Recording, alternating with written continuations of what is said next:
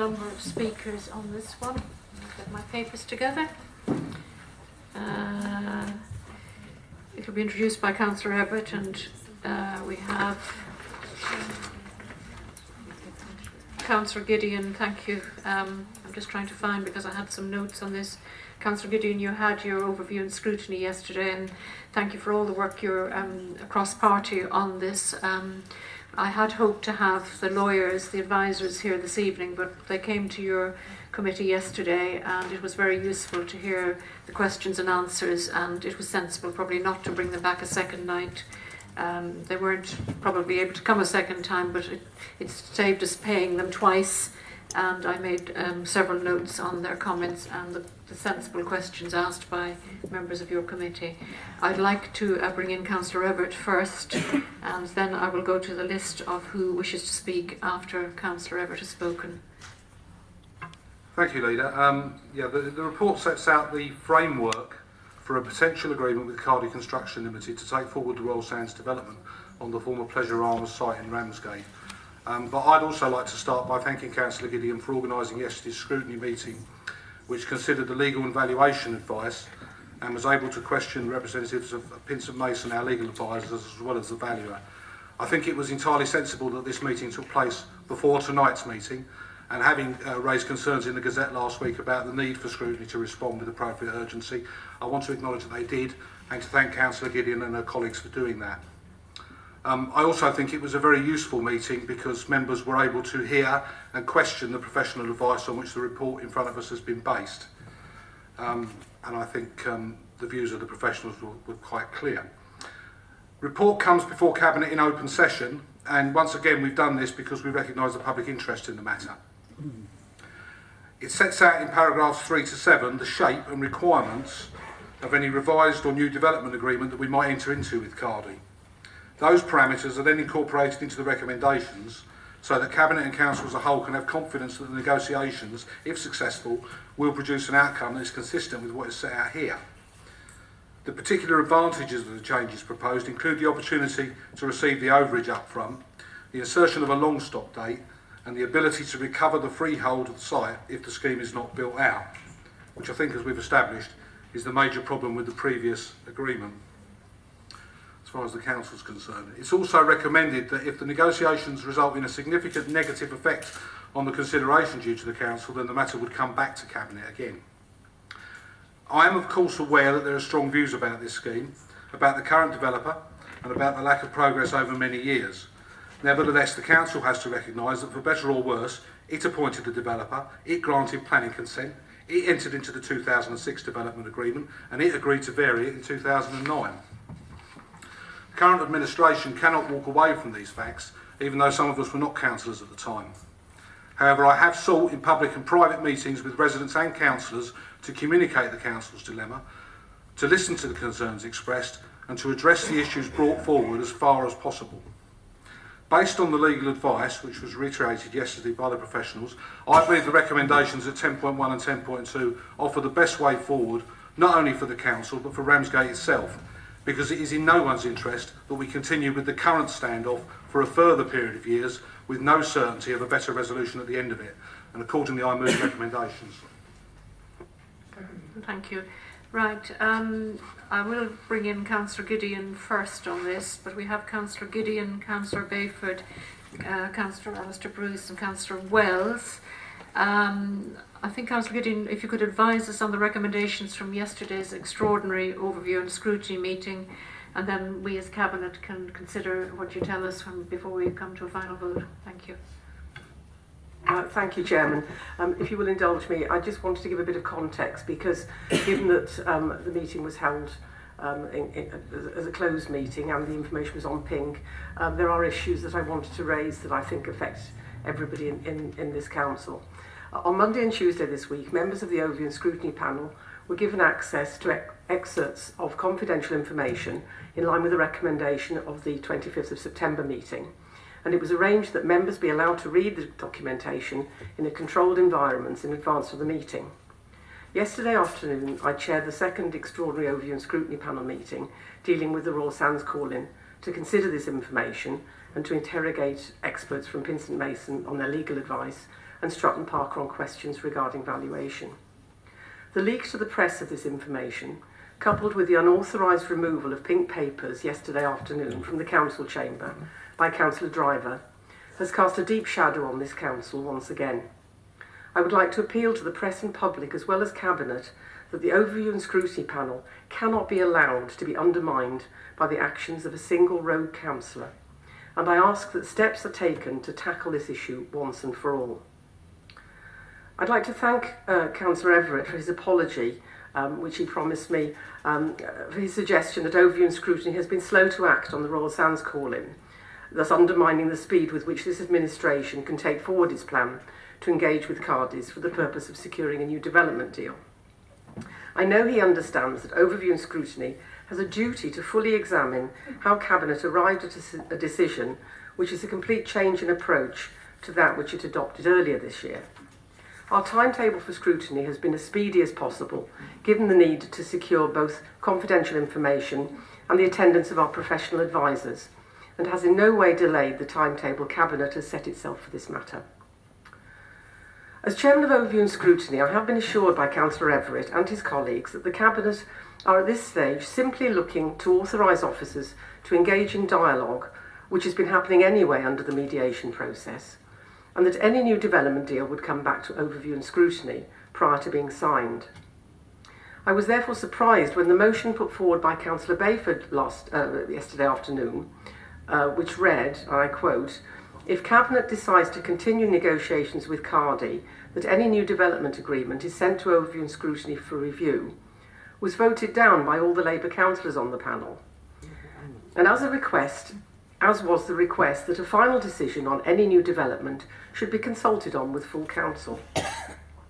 I can confirm that the recommendation from the panel was that, and this is a quote, "Cabinet instructs officers to negotiate with Cardi's to obtain the best consideration for council in relation to the Royal Sands development," was passed unopposed, with a number of abstentions indicating a disquiet of the opposition to the previous motion that any new proposal would be referred back to scrutiny and indeed to full council. The key points which seem to have led to the council's change of heart are SFP Ventures does not accept that it is in default, the council cannot walk away from its current agreement and the breach notice may take a long time to implement, Cardi Construction Limited is unlikely to acquire SFP Ventures unless the council has agreed to move forward with a new development agreement, and the council are being offered an upfront payment in lieu of original overage proposal, which would see them handing over the freehold of the site in exchange for a significant sum. However, the council's priority must be in securing the best consideration for the site, which embraces social as well as economic considerations. There is no detail as yet about how this is being considered or will be measured. It was suggested by a member in our 25th of September meeting that, for the sake of clarity, a decision tree should be drawn up, showing all the possible options and what each option would lead to. Maybe Cabinet would consider this approach and take a measured and informed approach as we move into the next phase of the Royal Sands saga. The point was well made yesterday that we should not lose sight in our haste to come up with a built scheme that, given the passage of time, any new development negotiation offers the council the opportunity to revisit the design and use of the site, and in collaboration with all stakeholders, to see a site built that we will all be proud of in years to come. Thank you very much, Councillor Gideon. I think people were wondering why I gave you so long. I thought it was important that people heard from the Chair of Overview and Scrutiny as much as we could of what happened at that meeting. And of course I attended and I saw the appalling behaviour of that, as you described, rogue member. It doesn't do us any good at all. And in fact, where there's commercially sensitive information, it may damage this council considerably. I think that cross-party here, we are very frustrated by that behaviour because that person left the room and lost his opportunity to even vote on the matter. And if you're a proper councillor, you stay there and you vote and you try and influence decisions by using your vote. Thank you. I have Councillor Bayford next, please. Could I ask a question? Could I ask a question first, because that could kind of what I want to say. It doesn't look from the recommendation that's here now that this is going to come back anywhere at any time. Could you clarify whether that's the case? Because it does look as though we see it here tonight and then off it goes, and then suddenly something will start coming out the ground in Ramsgate. Well, I think it's really important that something comes out of the ground in Ramsgate and Dreamland and several other places, but let's be optimistic. Thank you. I'd like Councillor Everett to come back on an answer to this, because it is his portfolio and I thought it was clear in the report. Yeah, one of the issues around this report is that officers have delegated powers to take the matter forward anyway. And in our discussions with officers have recognised that that wouldn't be satisfactory to elected members, and it wouldn't meet the requirements of transparency which I think the public expects. So we brought this to Cabinet, and we brought it not on pink, so that members of the public could see more detail, I think, that you would normally get in a contractual negotiation. And because of, thanks to the cooperation of Cardi, we've been able to do that. I don't know whether officers want to talk about delegated powers and how the council is set up. I do have a proposal, Councillor Bayford, for a way in which the Conservative group can obtain some comfort on this. But you are correct that as the recommendation stands, it would not come back unless, as the recommendation states, there was a departure from what is proposed here, which was significant. That's what the recommendation says, and it's deliberately set up in that way to give you some comfort of what is being discussed. No comfort, disgusting.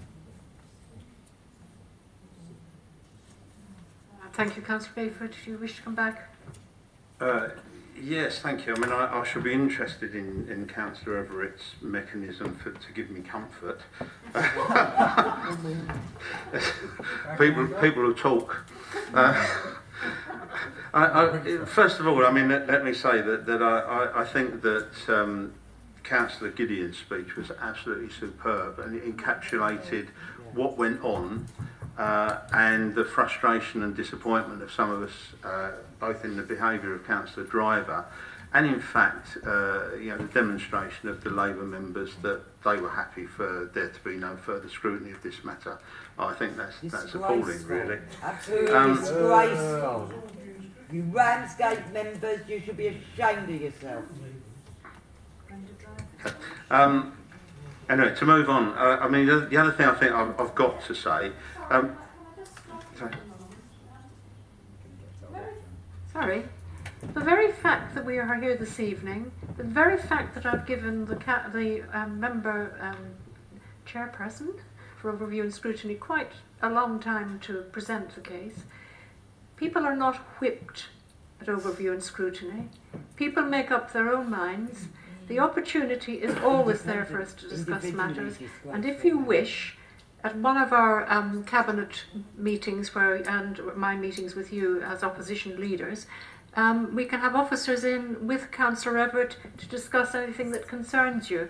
But this could have been on pink this evening, but isn't.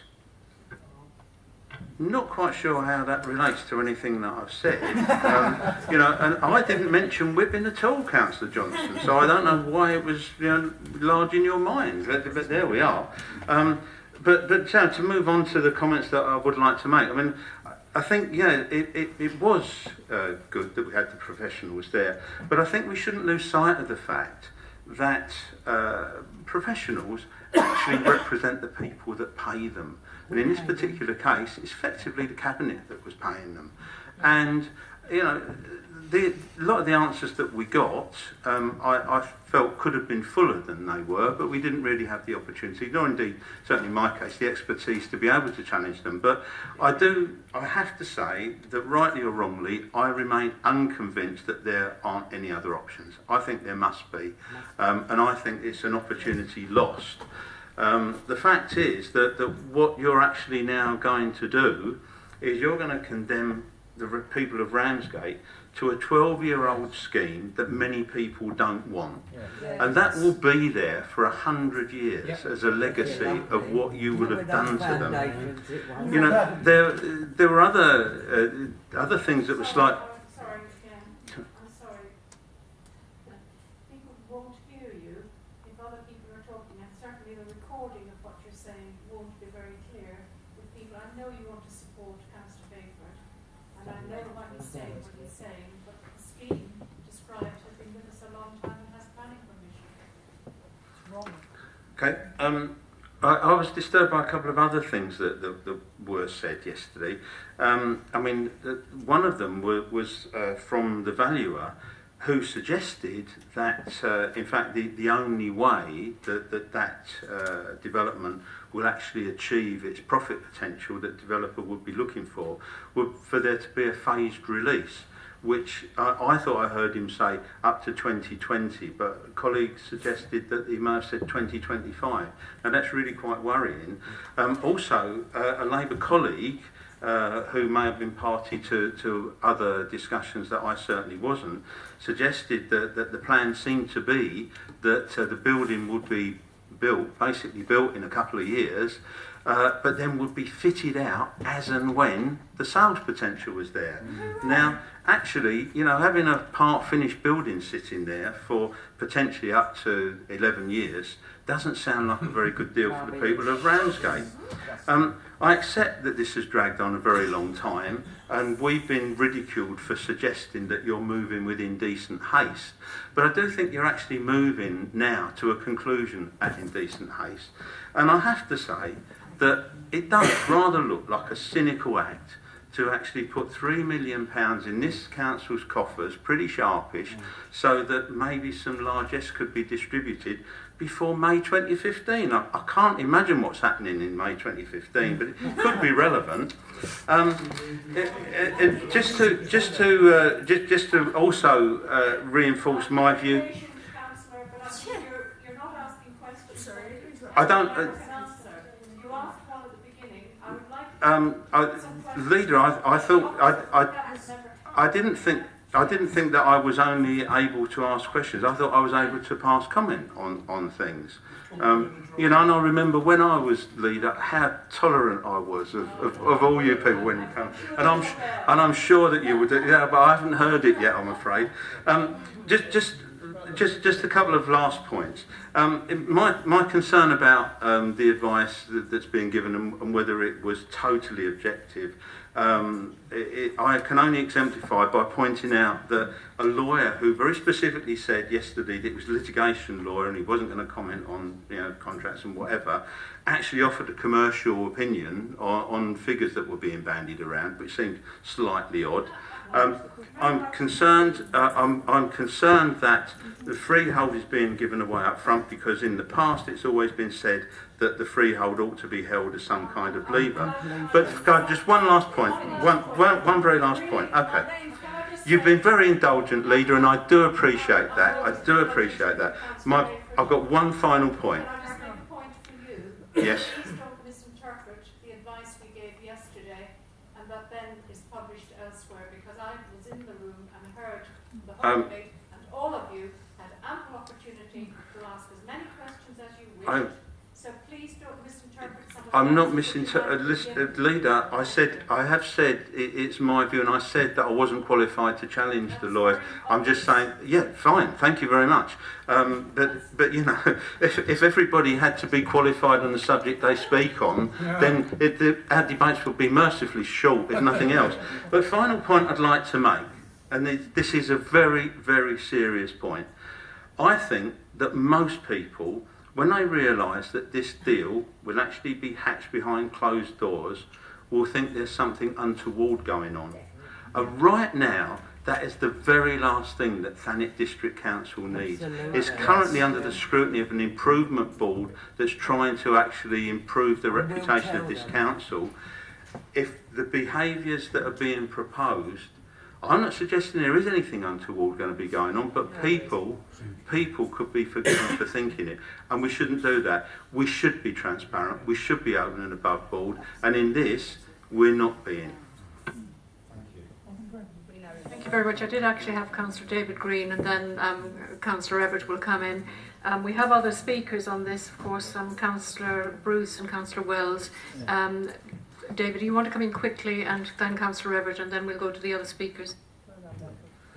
Yeah, it is quickly. First of all, I'd like to say I resent deeply the implication that Cabinet is paying for anything other than independent advice. Certainly I'm not paying for it. I couldn't afford it even if I wanted to. But those were independent experts, and to imply that the advice they gave is anything other than independent advice is totally misguided, and I hope you will withdraw that implication, because it demeans you, frankly. We need to remember here, as was stated, there already is planning permission, leases and a development agreement for this site that could be built out according to those agreements that were come to under a previous administration. That could be done, whatever we say. So I would like to compliment Councillor Everett and our officers for actually managing to get to the point where there may be some improvements to those agreements. Because of the agreements that the previous administration came to, we have very little real leverage. So any improvements are good. I'd also like to comment on the account of the scrutiny committee that was given by the chair of that committee. I don't think it was entirely fair at all. Remember, the only people that voted for the motion were the Tory group, en masse. Everybody else at that committee, Labour and the independent groups, voted against it. Just point of order, that One of, actually inaccurate, because Councillor Drive had left the polling booth, so there was only... I was going to go on to say, one of the independent members actually left and didn't bother to vote at all, Councillor Driver. The other independent member voted against the Conservative motion. The only people that voted for delay were the Conservatives, and I would suggest, and I would suggest that was for political reasons entirely.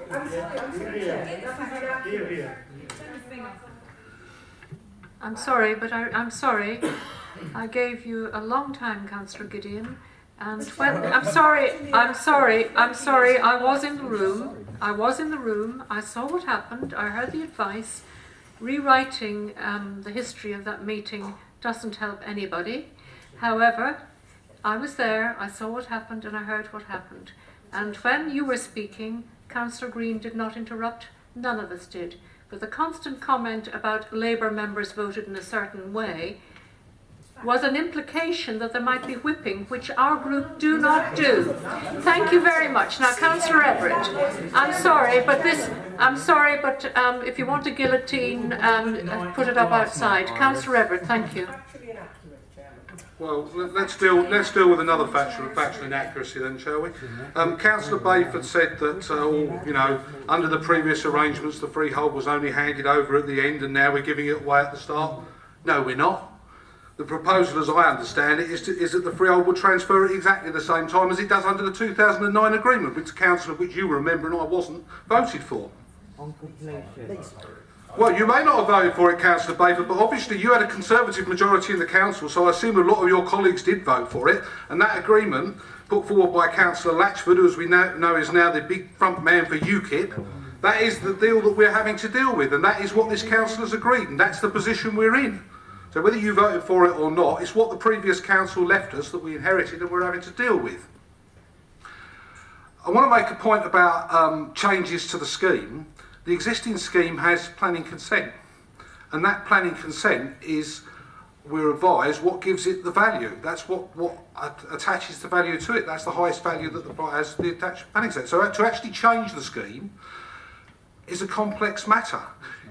You've been to I think at least 4 meetings where I've heard you ask, why can't the council put the site out to market? Why can't the council go out and see what other interest there is in the market? Strangely enough, when the solicitor turned up, you didn't ask that question. because the only reason you were ever asking it was for the public gallery. And tonight, once again, I don't know what they are, but there must be alternatives. I don't think that's a good enough political position. If there are alternatives, you ought to be telling us what they are. I can tell you what they are. Yeah, you can. If you need to know, I can tell you. I'm just a civil councillor. Well, you know, I do agree totally with Councillor Green to impugn the integrity of the professionals who you did not challenge in the meeting. You asked them questions, they answered your questions. If you felt that they were giving you partial advice, you could have said that then. You didn't say that. You come here to say it in front of the public gallery, and with your familiar line about the public will think there's something dodgy going on, in the hope that they'll believe you. Do you think we're stupid and we don't understand what's going on? I think that Councillor Bayford thinks that the public are stupid because he says one thing in a private meeting and another in a public And meeting. we know that, and we don't pay too much attention to it. Thank you very much. Thank you, and I know how strongly people feel about this. But if this meeting is to continue in a seemingly an orderly fashion, I have a couple more speakers. I think, in the interests of calmness, perhaps Councillor Alistair Bruce. Thank you. That's laying on my shoulders. Thank you very much, Leader. Well, I'm going to probably struggle to follow Councillor Bayford's excellent proposed just now, but I'll give it a go. Mine will be slightly more lightweight.